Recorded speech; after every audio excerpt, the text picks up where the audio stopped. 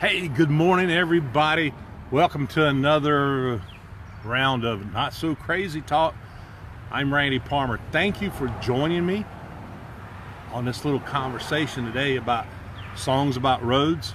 Actually, it's stories about roads, but aren't songs stories in a sense?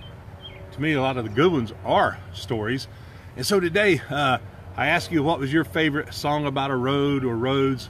I want to share with you one of my favorite stories about a road. My sister called it I Can See Clearly Now because of what transpired on that road. It's AKA the Emmaus Road Experience. And the Emmaus Road Experience, if you're not familiar with it, is in the New Testament. And in the New Testament, in the book of Luke, it's in chapter 24. This is after the crucifixion, after Jesus' trial. And man, there's two of the disciples. They're on the road to Emmaus. I don't know if it looked kind of like this road. Probably wasn't paved. Not really sure why they were going to Emmaus, but they were on the road to Emmaus. And yeah, Seven Bridges Road, man, that's a good tune. Definitely. That's a good story to look up too. Keith Smith mentioned Seven Bridges Road. If you don't know the background of that story, you may want to read it. There actually is a whole little Seven Bridges Road, Seven Bridges section there. So these two guys, these two disciples, not just two guys, they're on the road to Emmaus. And here's the thing that's really cool about this to me, and I want to share it with you guys, and that is, here were these disciples. They're on the road to Emmaus, all right? Man, they've got all this stuff going on in their mind. Jesus, the one who they thought was going to come and redeem Israel, has been crucified. He's been buried. Some people said that he is risen.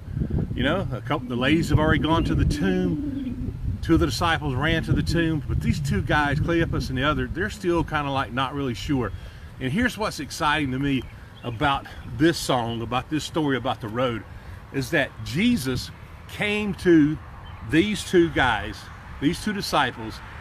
He met them. Let me back up. He knew where they were literally. He knew where they were figuratively. What do I mean by that? He knew they were on the road to Emmaus. You know, it wasn't like, hey, where's Bill and Ted? Do you know where they're at? No, he knew exactly where they were, and he went to them. He knew where they were literally. He knew where they were figuratively. And by figuratively, he knew that they were, man, in their spiritual journey. They were at a point of doubt, disillusionment.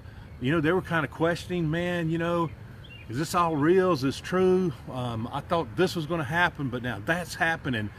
Man, I'm just not real sure about all this. So Jesus came to them where they were in their spiritual journey. Evidently, they had followed him. They had came to Jerusalem. They had been one of the, possibly one of the 70. So it's not like they had not had interaction, their faith, but right now their faith was kind of weak. Jesus does the same with us.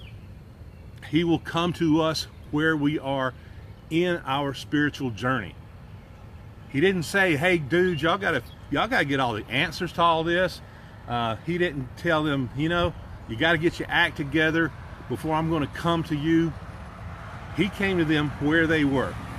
All their questions that they had, all the stuff they were wondering what was going on in their mind, you know, questions, doubts, struggling with whatever it may be.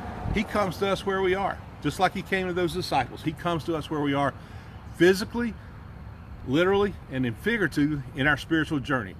You may have all kinds of questions. You may be struggling with trying to forgive people. You may be struggling with something else. You may have doubts, and you may be disillusioned like they are. Jesus comes to us right where we are. Now here's another thing. He wasn't content. Although he came to those two disciples on the road to Emmaus, and he met them where they were, he wasn't content just to leave them there, was he?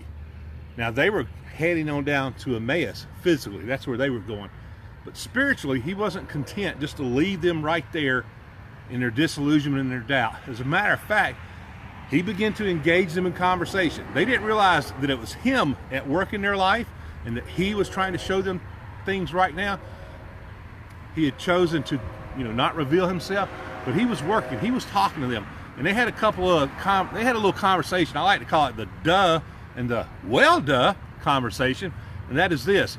Jesus asked them, he said, hey, so what are you guys talking about? You know, because they were just talking away. And I give him that light. I mean, they were sad looking. They gave him that light. Really, dude? I mean, don't you know? Are you the only person in all this area who doesn't know what's going on here? You know, you hadn't heard about Jesus, the prophet, the man who had healed people, and that he came and he was crucified. You know, he'd been put on trial.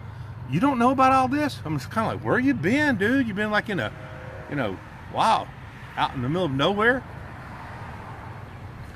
That's kind of what he said to them. Begins to engage them in conversation. So then, I like how Jesus comes back to them. You know, sometimes Jesus comes and it's softly and tenderly. Jesus is speaking and he's talking to us.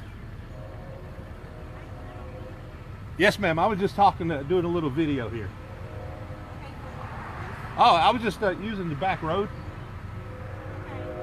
Is that possible? I mean, yes, but I mean, it's private property. Oh.